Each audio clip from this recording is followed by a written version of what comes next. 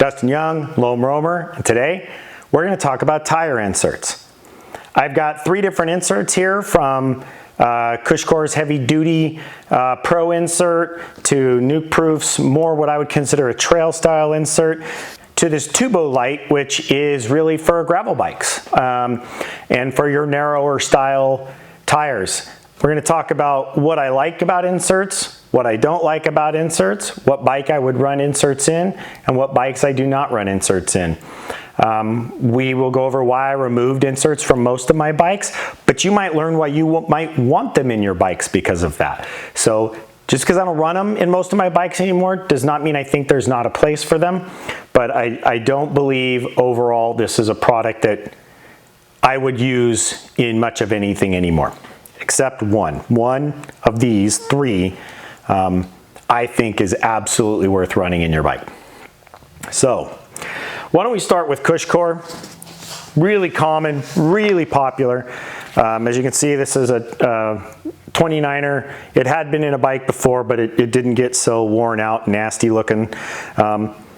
These, as you know, are a lot of work to install. You see people, I actually have figured them out pretty well. I can get them on and off a bike pretty well. The main trick is really good tire levers. That funny tool from Cuschcore does help, but I use just really good Park tools, metal with the rubber coating tire levers, and soap and water, and a lot of it, and shoving them in around the tire around as you put it on, and then it's just not near as hard. I can get them doing that on both sides is the easiest way to take them off and put them on. Essentially, you just need to get that tire back to the center of the rim, and so it does make a big difference. Now this one says it's their extra light. I don't know why they put that on here, but this is the pro version, Cuschcore 29er Pro version. I have it because I was thinking about testing it in the back of the Norco Sight VLT, but I decided against it, so I have an extra Cuschcore that I won't be running laying around here. Cuschcore holds the bead on. What makes Cuschcore sort of interesting is they designed a tire insert that does more than just protect the rim. It actually makes it hard for the tire, especially if you get low pressure, to come off the wheel. Think of it like a bead lock on your off-road rig. It helps keep all of that in place so you can keep trucking pretty well when you get a flat. Here's the deal. You're only going to get so much of a flat before you're not going to keep on trucking anyway. Yes, you could get out. No, it's not going to be any fun in the corners, and yes, you're going to ride really slow. So I guess in reality is if you can't fix your tire, which in the field these might not be very fun to rip out and put a tube in, just saying. If you can't use a plug to fix the tire and put air back in and keep riding, these become a lot of no fun in the field. To take this off while you're out in the field, to get a tube in and to ride home would make the day, I'd almost rather walk out because the plastic tire levers and everything else you have are abysmal. A lot of people, when their tire wears out, instead of going through the fight, they literally just cut the tire off because it's that much easier to do that than it is to take a tire off when you've got Cuschcore in. By the way, make comments, tell me you figure, I mean, I actually, again, I can make a video. I can get them on and off pretty quick now. I ran them pretty religiously for a while. The other thing that gets really interesting is they talk about being able to run less pressure, tire pressure, and that's true, but you are taking up volume. Think about this, think about this. This is the equivalent of sticking the volume spacers in a fork. So it's going to ramp up faster as you hit something, which is going to mean you actually don't get your full travel as easily out of it. So it will actually cause the tire to pinball more. So unless you can run a lot less pressure, you don't get a lot of benefit because there is some negative, but you create a faster spring, essentially a faster air spring. So from that perspective, they're not better, and it's why I don't run them. I would prefer a heavier casing tire aired down to this all day. And that's what I think most of you should try instead, is you should try running a heavier casing tire. The idea that, oh, I can go ahead and run an EXO casing tire on a bike I'm gonna go ride rocky, shaly, gnarly trails because I stuck this in, you still run the risk of center punctures and all those other things that a heavier casing tire would have protected you from.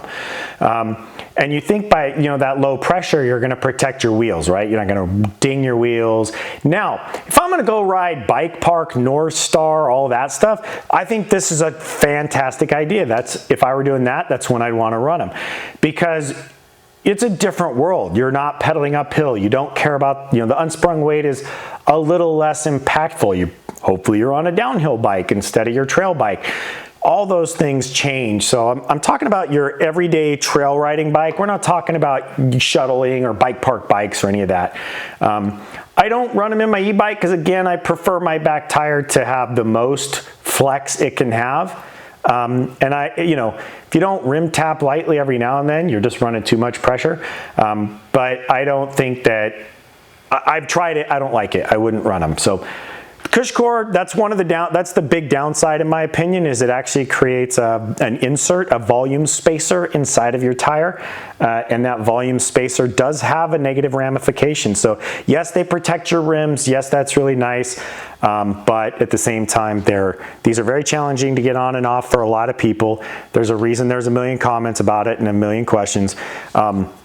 If you're going to do it, lots of pre-mixed soapy water, Dawn. Actually, my favorite is to use Johnson & Johnson baby shampoo like you're putting on a wrap or anything else, and just soap this thing up constantly the whole time, and you'll actually find the process goes a lot faster. There's some other tricks, but that's the way to get them on and off. But in reality, the other thing is, you have to run special valve stems, and you're also going to find that your sealant doesn't work quite as good as it used to, and you need a lot of it. So you're just adding a lot of weight and getting a tire spring. Kind of like this. All right, it springs. Yep, exactly. All right, so let's move on from Cuschcore. This is the NukeProof. This is really easy to install. It's not like a Cuschcore at all. You just put your one side of your tire on, poke this thing in there. It's a tiny bit more work, but you just put it on, you're done, you air it up, you're out of there. It gives you rim protection. Does it give you as much rim protection as a Cuschcore? No. What's this really for? This is more of a trail bike. It weighs probably half what a Cuschcore weighs, if not even lighter. We'll call it half. But you're still getting spring effect. You're still changing the way that tire runs. You basically, again, done what you do to a fork and added a volume spacer. You've added lots of volume spacers, actually. It'd be like putting 4 volume spacers in your Fox 36, is a way to look at it. So you're gonna ramp up a lot faster. This provides some rim protection, not as much. Again, a lot easier to install, a lot lighter. And it's overall, this is a niner. I got a pair of them. I only run them in the rear usually as well. I don't understand them in the front at all. You definitely don't want to cause a springing effect in the front with your tire. You don't need that. When you run an insert in your front tire, you will have to change your damping of your fork to compensate for the added weight. So remember, if you're all set up and you're loving your bike and you add this and something feels wrong, you've done 3 things. You've changed your unsprung weight, so now you have an impact to your damping of your fork. Rebound and compression are no longer the same, and you will need to have more damping of the fork. You'll have to account for the added rebound effect of the volume spacers inside of the tire. You need to compensate for that, or you're gonna get something that pushes back too fast at you. You're gonna get a tire that does this more. You're gonna run lower pressures on a lighter tire, but be careful how low of a pressure you run.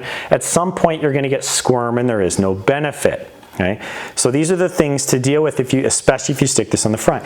If you stick it in the rear, I hope you understand the same thing is true. The impact to the feel is less, but you do need to manage rebound and compression settings because, again, you've changed the weight, you've changed the unsprung weight of the bike, and you've changed the way your damping settings work. So make sure you account for that if you're going to run inserts. Okay? Now, you may love the feeling of an insert. You may run low pressure. You may find there's some things it mutes the trail. I found out I don't like the trail to be that muted. Some people love the trail to be that muted. So this insert, smaller, easier, lighter, less impact to damping of the bike, and overall, if you're gonna run them, this NukeProof insert might be the way for you to go, because it's much easier to install and you're not getting into the big fight that you get into with the Cuschcore, and Cuschcore really has a lot more impact on your unsprung weight and your damping effect. This is less of that. You still need special tire valves. Make sure that they push air sideways, not out the back. And you also will need more tire sealant, because some of that sealant's gonna get on the other side of this, and when you get a flat, it's not gonna be as quickly available to the hole. So make sure you account for that as well. I don't run these anymore. My other one's filthy. I actually could have brought it over here, but I brought the nice clean looking one. I ran it in the Mondraker to try to see what it would be like on a cross-country down country bike, to see how much harder I could push it with lower pressure, and I found out that not enough that it mattered against the added weight and against the effect or the feeling of the bike. And cross-country shocks tend to already not need to manage your damping, and you can get a lot of spring if you're not careful. So took that out of the bike. Now, the TuboLight. When they say this thing's light, I mean, I don't even know if you can tell it weighs anything. I don't think it changes the overall weight of the rim and tire combination by, if it's a quarter pound, I don't know. This thing doesn't weigh anything. It is crazy. It is lighter than pool noodle light, if you're thinking about what light is. This is wild. You can look it up online and figure out what it weighs. This is a 700C. This is the only one that's in my bike today, in any bike I have, and it's in this, my Rodeo Labs Trail Donkey gravel bike in the 700C. I don't know if I went down to 650B wheels on that bike, if I'd still run these or not, because I'd have a lot wider tire and I could run a beefier tire naturally. But in the 700C, even when I run 35 PSI in this bike, I tend to ride it in places that have a lot more square edges. I did the Usul Grasshopper, which is brutal in some sections. I ride it all over in Tahoe, and so I rim tapped a lot. And I sort of got to a point where I figured I'm gonna break these wheels, because I don't ride it on gravel roads. I like to single track it. I like to ride that bike a little more like a mountain bike than I probably should. These, I smack into these. They're not really there to protect the rim. They don't have all that shape. They're truly just round. But they do give something as the tire compresses, and it's you're running a fairly narrow rim, you're running a fairly round tire. It essentially, see, right there I hit it. See that? So I took the air out of this tire to show it. So now I'm up against it, and it's really hard after that to get through it. Now, you do have a little bit more unsprung weight. I definitely added to that system volume spacers.